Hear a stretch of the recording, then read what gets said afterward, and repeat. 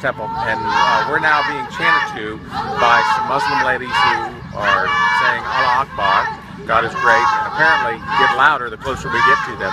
A little bit different type of reception than I'm used to, but we respect, coming from a religious freedom country, we respect what they're doing. All right, ladies and gentlemen, we played this last week for you, but now we have the man himself, Congressman Dennis Ross, Republican from the great state of Florida, member of the House Committee on Financial Services. And Congressman, welcome. Explain to the folks, you were on the Temple Mount, and I guess we should explain the significance to Islam and, of course, Judaism of the Temple Mount, and how you wound up being shouted down by these Muslim women shouting Allah Akbar at you. Oh, it was quite an experience, one you don't forget very easily. We had, my wife and I were over there with a Proclaiming Justice to the Nations invitation to tour some of Jerusalem and also meet with the IDF and some of the Knesset and Prime Minister Netanyahu. And one of our excursions was the two of us to go to the Temple Mount with, of course, an Israeli guard. There was also an unofficial Muslim guard that joined us who never showed his face.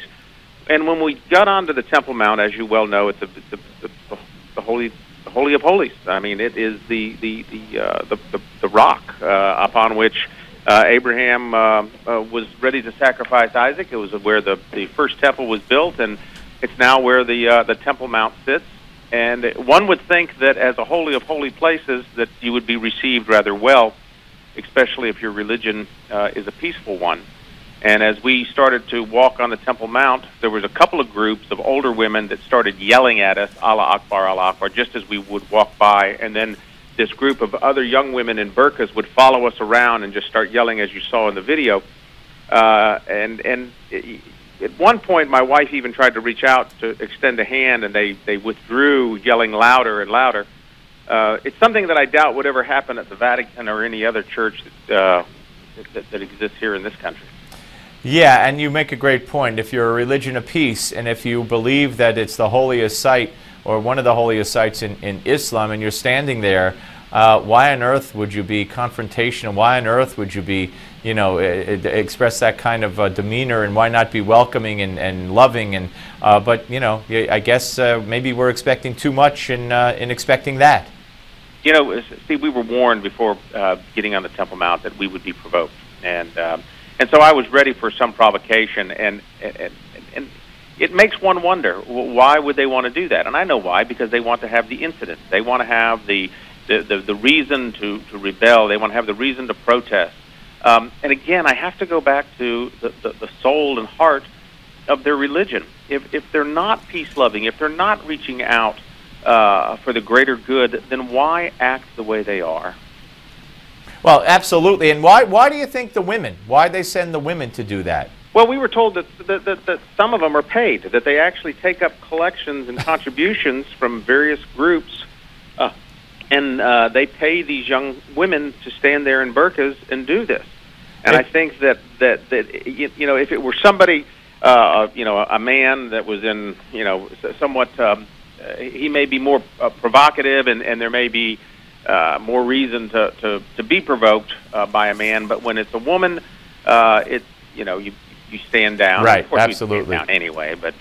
No, it's a shame. Congressman, I want to ask you, we have now more than 30 Democrats that are not coming, and I believe, unless I'm mistaken, most of them are from the Congressional Black Caucus, not going to participate in view and listen to Benjamin Netanyahu tomorrow. What do you make of that boycott and the fact that most of them are from the Congressional Black Caucus? It's all political, and of those who should be as supportive of any should be the Congressional Black Caucus. When you look at the oppression, when you look at the culture of enduring faith that the Jewish people have had since the beginning of time, and you look at the oppression that the blacks have suffered, not only here in this country, but elsewhere around the world, there is a common bond there. They should be there at the ready to support Prime Minister Netanyahu. He's not only there to talk to Congress about the dreadful deal that our president's trying to negotiate, but he's also there to talk to the American people about the significance of Israel and American relations as it goes to world peace.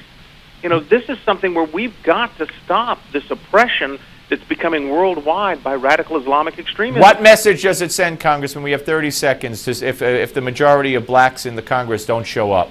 It sends a poor message from a very good delegation of Americans that I'm embarrassed about, and I would rather have them there to join me solidifying our position in behalf of American-Israeli relations. Congressman, great to talk to you, sir. Please come back. Thank you. You bet. All right, folks. We're coming with Democratic strategist, Newsmax analyst Hank Scheinkampf.